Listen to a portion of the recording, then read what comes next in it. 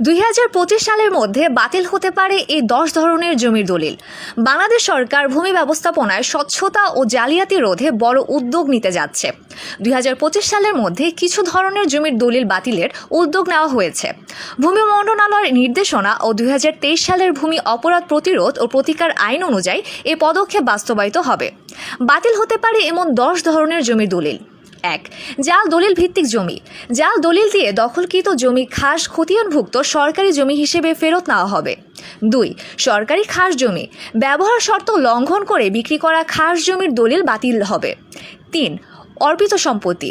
ভারতীয় হিন্দু সম্প্রদায়ের ফেলে যাওয়া জমি অন্য নামে দলিল করলে তা বাতিল করা হবে। 4. দেবোত্তর ও ওয়াকফ সম্পত্তি। ধর্মীয় প্রতিষ্ঠানের নামে জমি কেউ নিজের নামে করলে দলিল বাতিল হবে। 5. অতিরিক্ত জমি বিক্রয়। মালিকানার চেয়ে বেশি জমি বিক্রি করলে দলিল বাতিলের আওতায় পড়বে। 6. দাগ নম্বরের অমিল। দাগ নম্বরে মিল না থাকলে দলিল বাতিল হতে পারে। 7. অবৈধ হেবা দলিল। অযোগ্য ব্যক্তির নামে অবৈধ হেবা দলিল বাতিল হবে। 8. অবিভক্ত ওয়ারিশি জমি। আদালত বা বাটোয়ারা ছাড়া অবিভক্ত সম্পত্তি বিক্রি করলে দলিল বাতিল হবে। 9. এক জমির একাধিক দলিল। একই জমির দ্বিতীয় বা পরবর্তী দলিল বাতিল করা হবে। 10.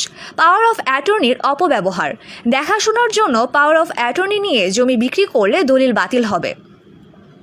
জমি কেনার আগে খতিয়ান, নামজারি, আদালতের রায়, বাটোয়ারা দলিল, চৌহদ্দি ও দখল ঠিকভাবে যাচাই করা জরুরি।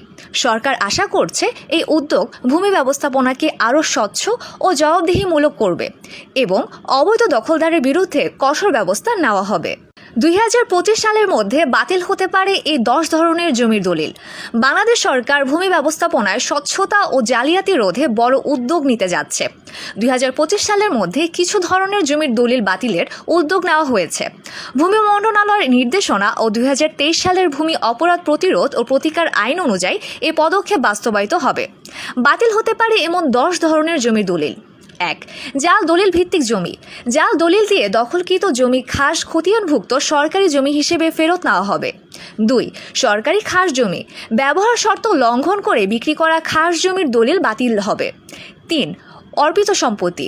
ভারতীয় হিন্দু সম্প্রদায়ের ফেলে যাওয়া জমি অন্য নামে দলিল করলে তা বাতিল করা হবে। 4. দেবোত্তর ও ওয়াকফ সম্পত্তি। ধর্মীয় প্রতিষ্ঠানের নামে জমি কেউ নিজের নামে করলে দলিল বাতিল হবে। 5. অতিরিক্ত জমি বিক্রয়। মালিকানার চেয়ে বেশি জমি বিক্রি করলে দলিল বাতিলের আওতায় পড়বে। 6. দাগ নম্বরের অমিল। দাগ নম্বরে মিল না থাকলে দলিল বাতিল হতে পারে। 7. অবৈধ হেবা দলিল। অযোগ্য ব্যক্তির নামে অবৈধ হেবা দলিল বাতিল হবে। 8. অবিভক্ত ওয়ারিশি জমি। আদালত বা বাটোয়ারা ছাড়া